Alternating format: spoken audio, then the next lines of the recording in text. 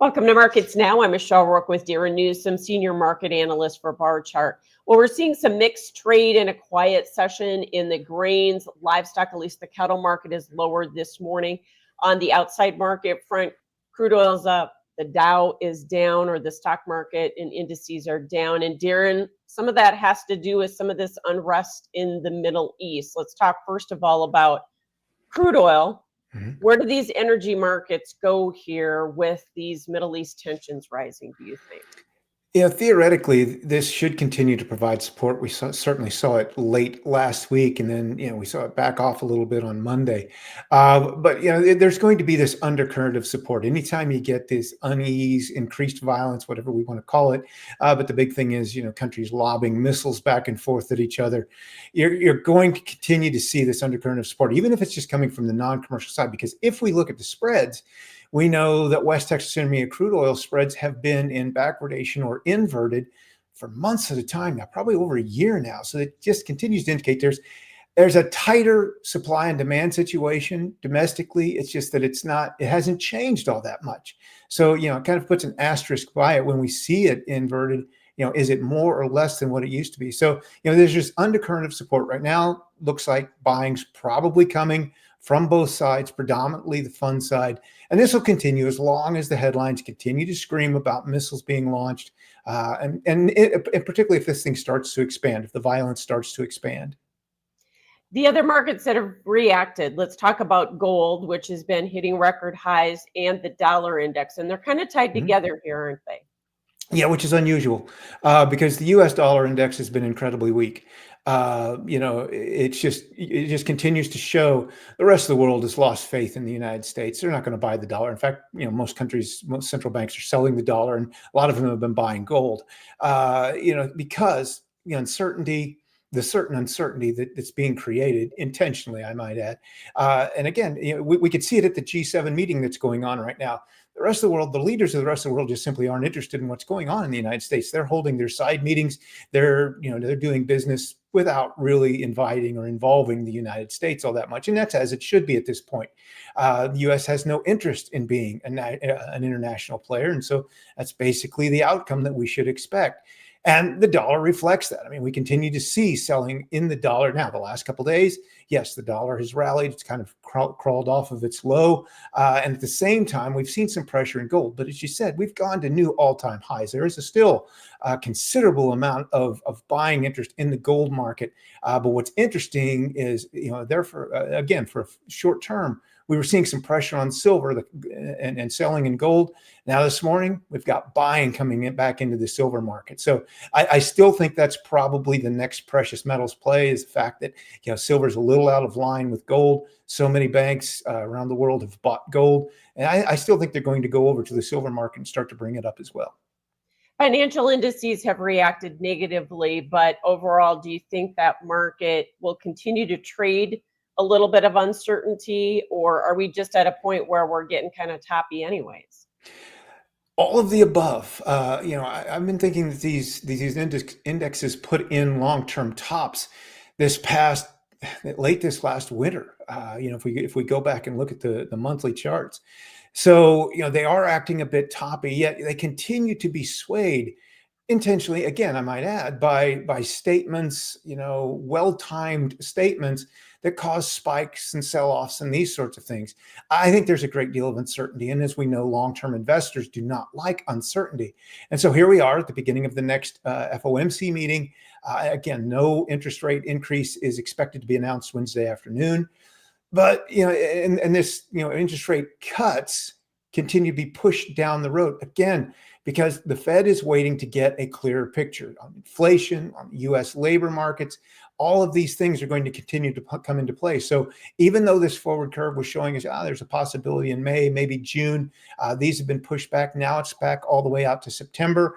It would not surprise me if we don't see any cuts again in 2025, and raising the issue, kind of shifting the spotlight to, when does the first hike come if inflation starts to take off again? Well, the Fed's hands are kind of tied here because we do not know how this tariff thing is really going to play out. And we're coming up on the July 9th time period where the delay of these tariffs is maybe going to go away, right? You said it perfectly. maybe, because again, and this is completely outside the bounds of the way the law is supposed to work here in the United States. It's entirely up to the whims of the U.S. president.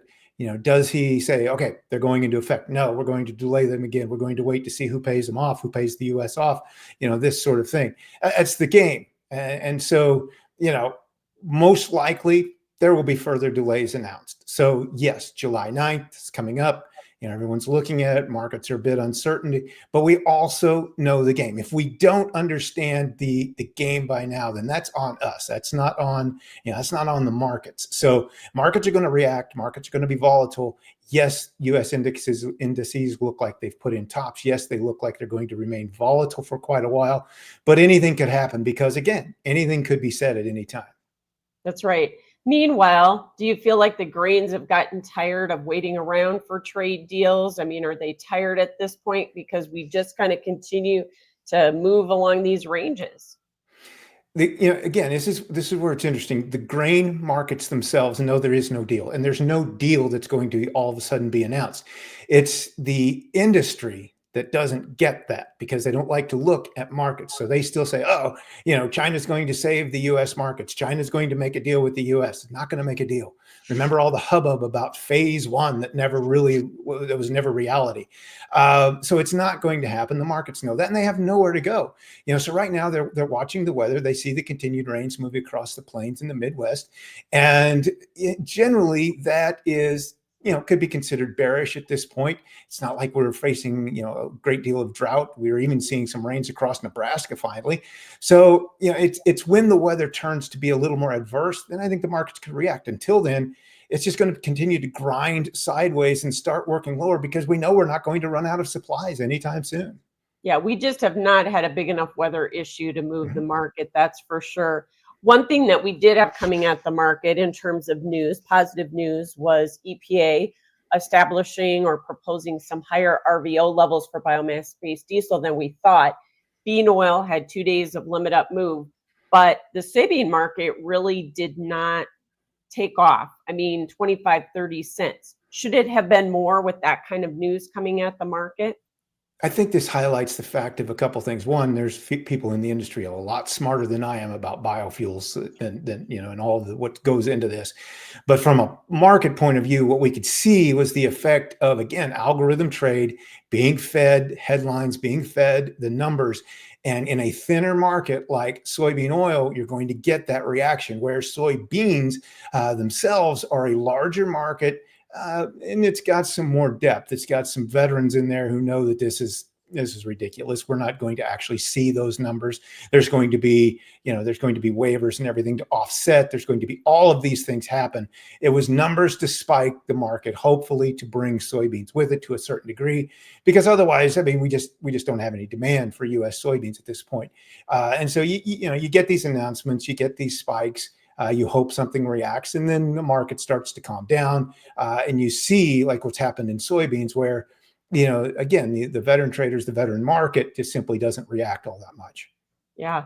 The real dog here has been corn, even though demand has been good domestically and even on the export front. The December spreads fell apart. July has been under significant pressure. Both specs and commercials are selling though here, aren't they? Yes, they are. We in the latest commitment to traders report, legacy futures only, we saw that the funds increased their net short to about 95,000, a little over 95,000 contracts. This has probably gone beyond 100,000. It'll depend on where we are at today's close, but by the July contract, even if we go out to the September now due to the roll, most likely we've seen that position grow beyond 100,000 contracts. It's not extraordinary in corn. I think the all-time record large was something like 266,000 net short. So, I mean, there's still some room for funds to grow. And again, we know, looking at the cash index, this is a seasonal time where the cash index, starting from the second week of June last week through the last week of September, it tends to lose 16 to 18%, depending on your time frame. So, this is a bearish time of year for old crop rolling into new crop. There's plenty of supply on hand. We can tell that by the index and apply this law of supply and demand. So we know the U.S. isn't running out of corn. You mentioned export demand. Yes, it's running above last year. Also, yes, we've seen the pace projection based on shipments coming down almost every week. So we know demand for U.S. corn is slipping as we get deeper into the 2024-25 marketing year. So we know going into next year, we're going to have plenty of available supplies, then start to add on to some earlier harvest based on the acres that were planted that are going to be priced or sold against the September contract. Yeah. One last quick question about wheat. Seeing a little pop in winter wheat this morning. Is that just short covering, or is the market kind of concerned about harvest pace being as slow as it is, or the weather? I don't know that it's the pace, but I do think it's the two things you mentioned. I do think we're continuing to see some short covering. It is weather. And, I was looking at the weather forecast this morning, and there's this big red blob moving across Kansas and northern Oklahoma. It's bringing, and this indicates that there's a big hailstorm expected across much of the area. And it's the exact time that you don't want to see it. I mean, wheat has so many lives per year, but the one thing that can end it is the great white combine. It moves across and it's over. I mean, it does finish the crop. I've seen it too many times. Yeah, no doubt. All right. Thanks so much, Darin Newsom with Barchart. That is Markets Now.